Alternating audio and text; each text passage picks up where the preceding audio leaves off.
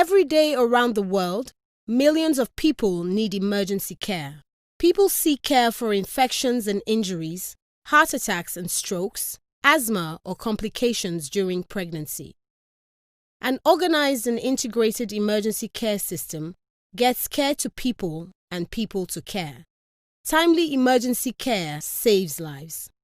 When an emergency occurs, bystanders are essential to provide first aid until professional care is available. Bystanders need 1. To be able to call for help, ideally through a universal access number. 2. To know the basics of first aid to safely assist the ill and injured. And 3. To be protected by a Good Samaritan law. Universal access numbers allow bystanders to activate the system so that trained pre-hospital providers can be dispatched. Once at the scene, these providers can rapidly assess and stabilize the patient for transport.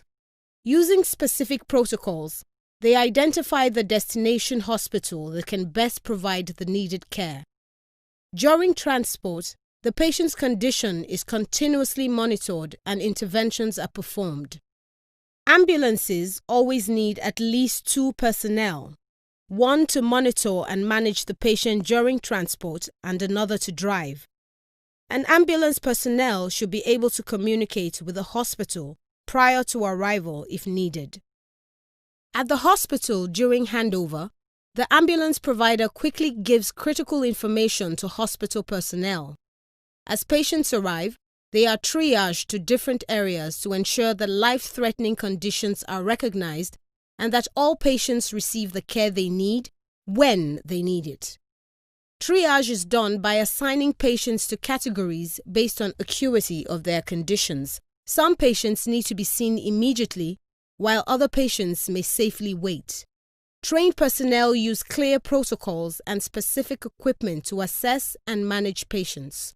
After initial care is provided in the emergency unit, patients might be admitted to other hospital units for further inpatient care, transferred to another facility, or discharged home after treatment.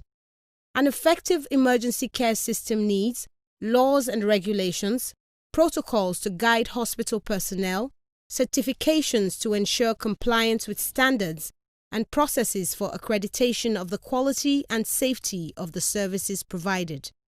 There are several standard indicators that can be used to evaluate the performance of an emergency care system. These might include, for example, time intervals between key actions or clinical outcomes. This short video summarizes the following essential functions recommended by WHO for an emergency care system. These components can be implemented in every country, in different ways, depending on available resources. To learn more about WHO's tools for strengthening emergency care systems in countries, visit the WHO Emergency Care website. Remember, timely emergency care saves lives.